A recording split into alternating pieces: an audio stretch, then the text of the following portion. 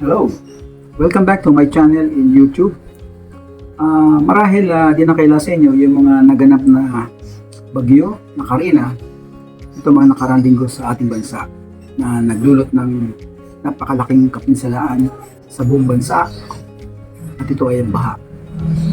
So, alam nyo, ang ating kabataan, nagkakaroon lang kami ng mga malalakas na bagyo at tagulan na ganyan. Subalit, hindi nagkakaroon ng ganyang kalaking baha.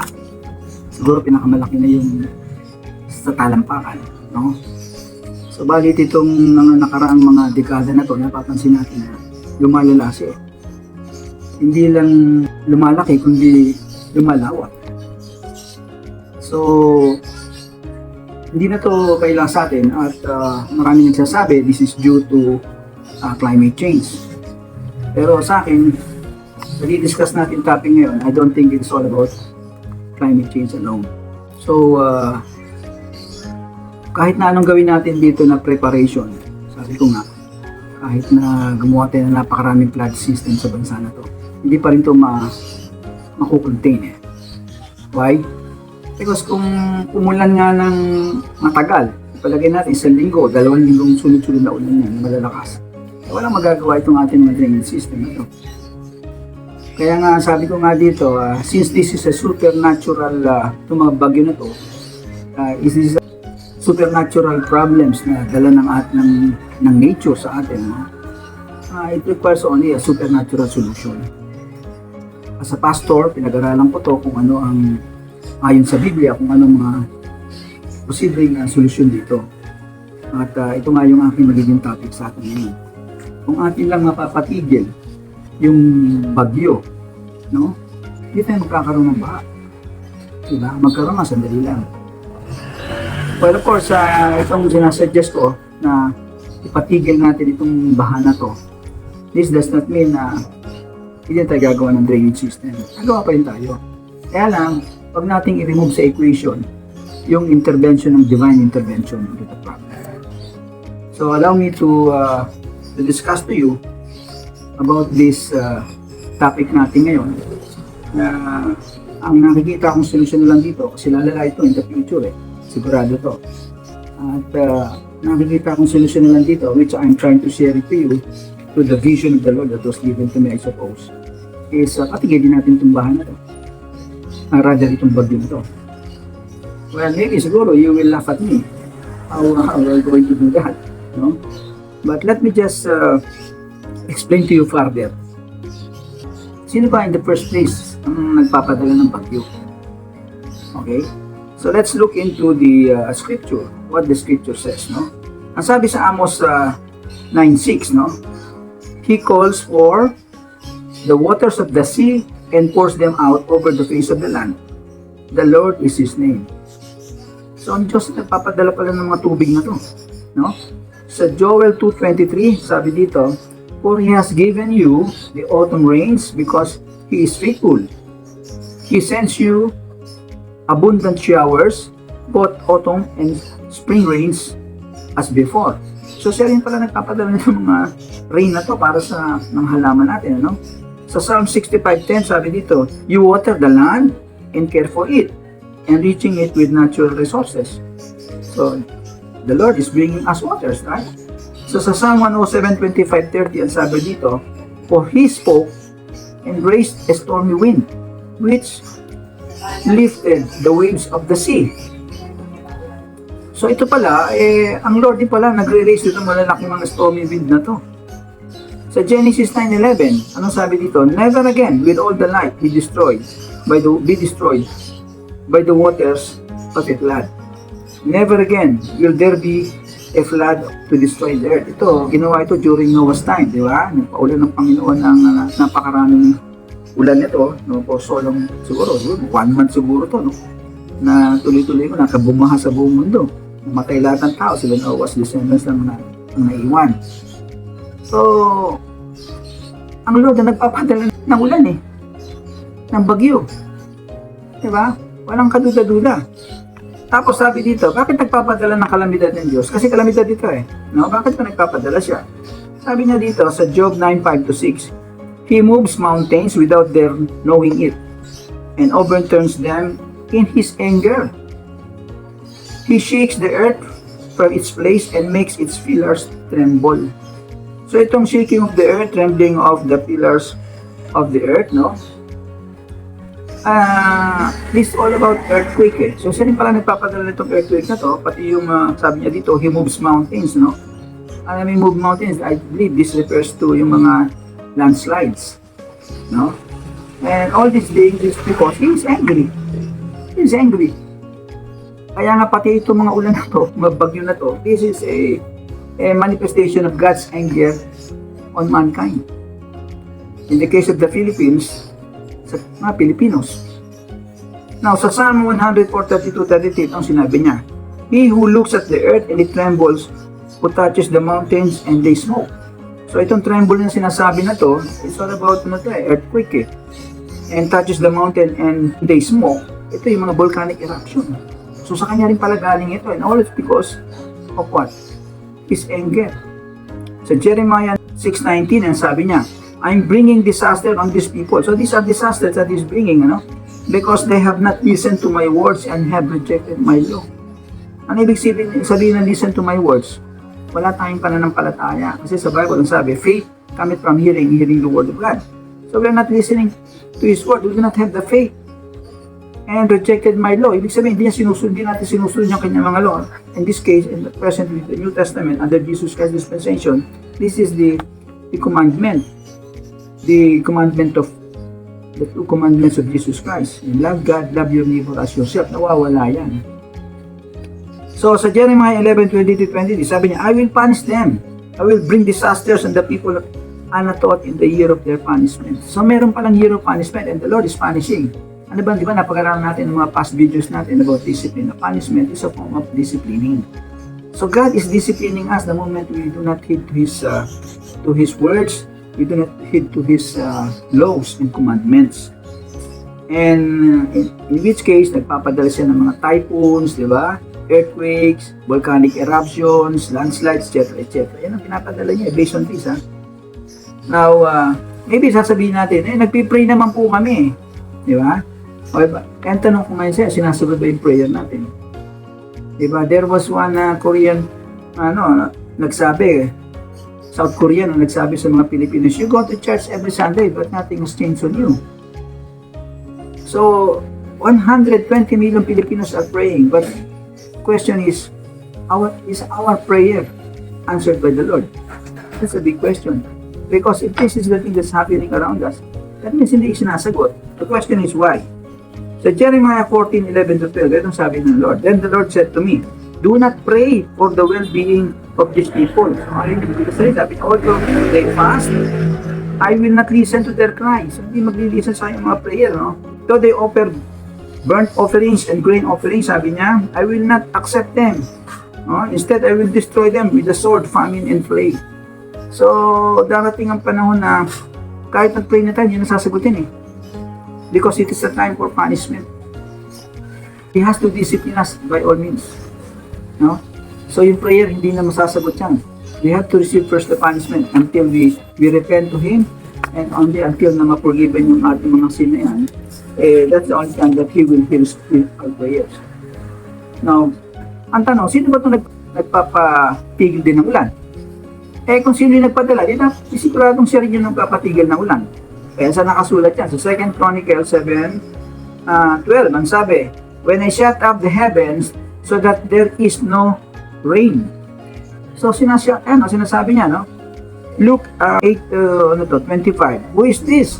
Nung si Jesus Christ kasi, nandun sa isang boat, no? Kasama yung mga disciples. Bigla na lang bumagyo. Tumutok na malakas na wind, doon sa boat nila. And they were all, the disciples were afraid na lulubog sila and everybody will die. Apparently, and he called their masters, no? Jesus Christ was there sleeping. He woke him up, and suddenly he commanded the storm to silence.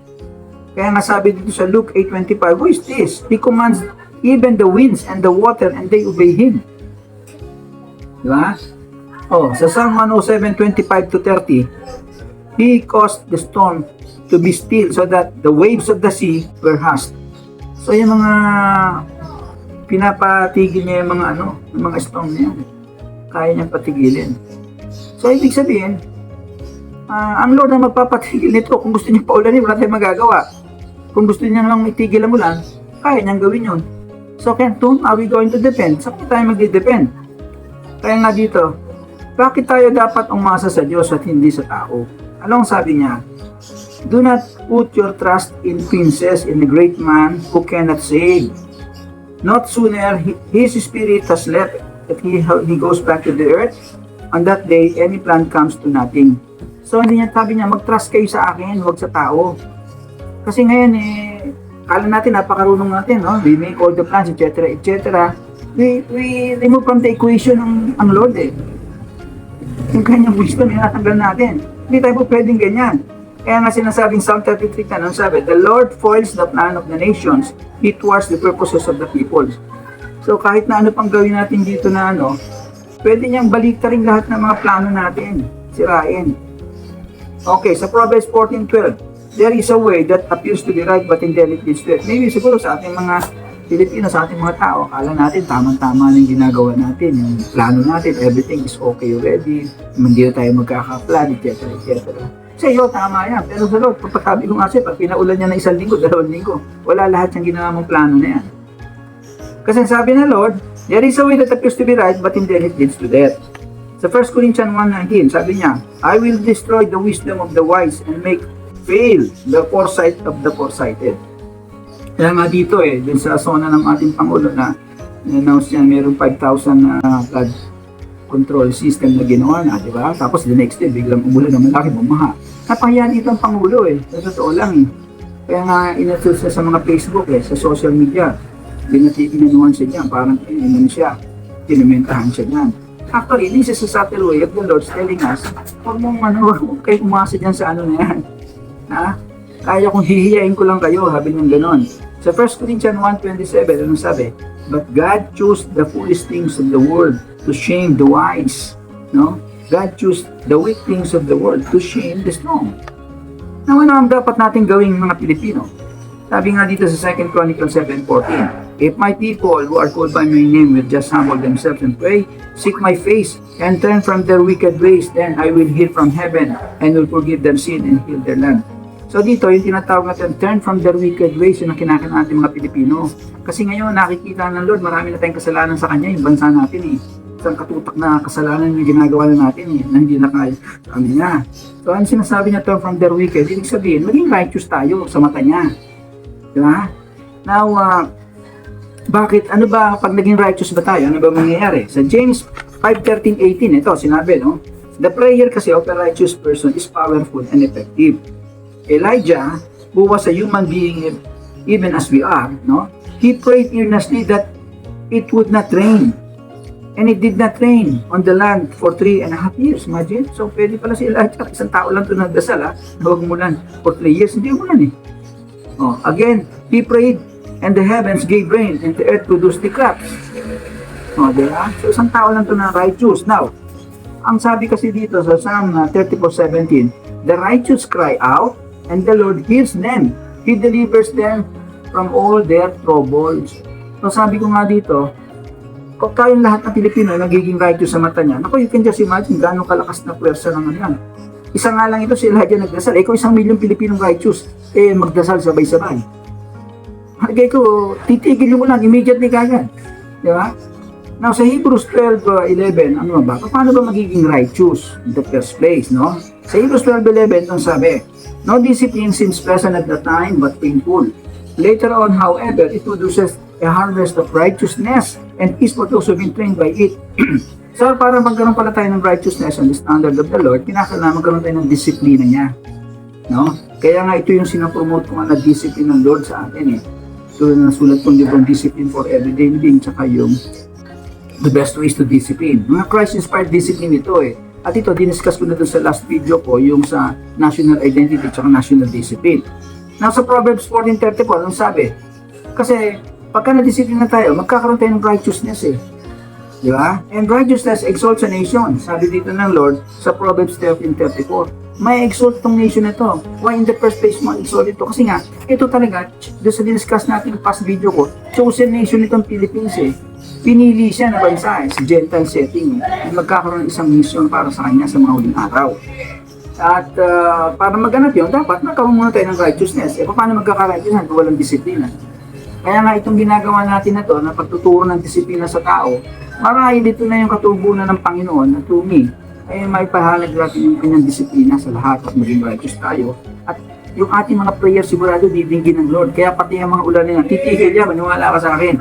Now, Matthew 17:20-21, sabi niya, truly I tell you, if you have the faith as small as a mustard seed, you can say to this mountain, move from here to there, and it will move. Nothing will be impossible for you. Kasi ito na sabi kung kayo ay magiging righteous sa aking mata, di ba? Magkakaroon kayo ng disiplina and have the faith in me. Sabi nga sa inyo, nothing will be impossible, kahit nga yung ulan na yan, kaya natin patigilin yan. Sa Zechariah 8:7, anong sabi niya? I will save my people from the countries of the east and the west. I will bring them back to live in Jerusalem. So, ibig sabihin, isa sa maliligtas na mga bansa talaga ng Panginoon ay yung Pilipinas.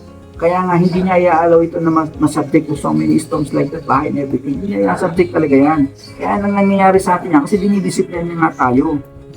No? Kasi marami tayong paglabag sa kanya. Kaya kung mauunawalan natin itong disiplina na to, na aking pinapahayag ng ngayon sa inyo, magiging righteous tayo sa kanya. At talagang ililigtas niya tayo. O, di ba? Kaya nga, even yung war, di ba? Meron tayong problem sa China ngayon. Di ba? Natakot tayo, baka magiging. Sabi nga siya, wala yan. Sa Kings 24:6, ito ang sabi ng Lord. And I will deliver you and this city from the hand of the king of Assyria. I will defend this city for my sake and for the sake of my servant David. So, siya mismo magdedepende. O, meron pa ba naalala ka sa Diyos? Di ba, wala na? Di ba? Pagka siyang gumalaw na dyan, walang na dyan. Ito mo nangyari sa China. Isang tubig lang na, binuhos sa kanila. Lumubog ang China. Di ba, nakasimple. Di ba? So, there's nothing impossible to the Lord. Kaya kinakailangan natin, maitayungan natin to is yung national identity natin, tsaka national discipline sa bansa, in which case maging righteous tayo sa mata ng Panginoon. It will be, Filipinos will be, madidisiplina tayo lahat, no? Ayon sa standard ng ating Panginoon, magiging righteous tayo sa Kanya. Kaya nga, with that, kahit na hilingin natin yung bagyo na yan, yung pagbutuan ng mga buntok na yan, yung mga lindol na yan, yung big one, kaya natin hilingin yan, hindi pa paano yan sa bansa, maniwala ka sa akin. Unless otherwise, the Bible is not true. Diba? Pero sinasabi nga ni Dr. Hagros sa kanyang pag-aaral dito, 2,000 prophecies sa Bible, 2,500 to be exact, no? 2,000 na sunod, natupad, letter to letter without error. 500 na lang pinupulpil bago siya dumating. Kaya nga, you can just imagine gano'ng ka-powerful yung prophecy niya, no? Isa lang na prophecy, napakahirap na mapulpil. Pero ito, 2,000 na pulpil. Kaya ang Bible is very exact. Kung ano yung sinabi niya dito, that He will save us, no? We must be righteous, we must be disciplined in eyes, and what prayer we ask, He will give it. Kaya nga, sabi ko nga dito sa nga, even si Trump ngayon, di ba? Ina-advocate niya ngayon sa kanyang President of the United States, sabi niya, we need a helper. We need a helper sa taas, higher than me, sabi niya. And that is the Lord. We cannot solve it on our own. Di ba? He is now professing Christianity in this country kasi nawala nga sa Christian faith ng mga Amerikano eh. Di ba? Oh, kaya ngayong abortion niya, binagbabawal niya na. Ito ang huling masasabi ko nga dito, sabi ko nga, no? Sa Psalm 127:1, anong sabi niya? Unless the Lord builds a house, no? They who built it labor in vain. So kahit na ano pang plano natin na maganda sa bansa na to, kung hindi natin katuwang ang Diyos na lumikha sa atin sa pagtatayo na to, I'm sorry. Everything will be nothing. Everything will collapse. So, ito mga sabi ko nga sa kanila, we need to be disciplined, no? Pero sabi ko nga sa kanila, yung discipline problem natin, hindi ito dahil sa wala tayong disiplina, hindi natin alam ang disiplina ng Diyos. Kaya nga dito, ini-encourage ko kayo na yung aking libro na Discipline for Everyday Living, tsaka yung The Best Ways How to Discipline. If you have an opportunity to take a copy of this, kumuha kayo para nang sa ganun, mabasa nyo, malaman nyo, of course, aside from viewing all these details of discipline that I discuss in these vlogs, no? And hopefully, in that way, if we will sabay-sabay tayong manalangin, kung may discipline na tayo, may righteousness na sabay-sabay tayong manalangin at particular time, no? We will announce that. And I'm very sure, dadagundungan ng langit. I-stop yung mga ulan na yan, maniwala ka sa akin. So, because the Lord is with us. Yeah? So, okay, yun na yung aking, ito lang yung aking mga sabi. Maraming salamat sa lahat. God bless.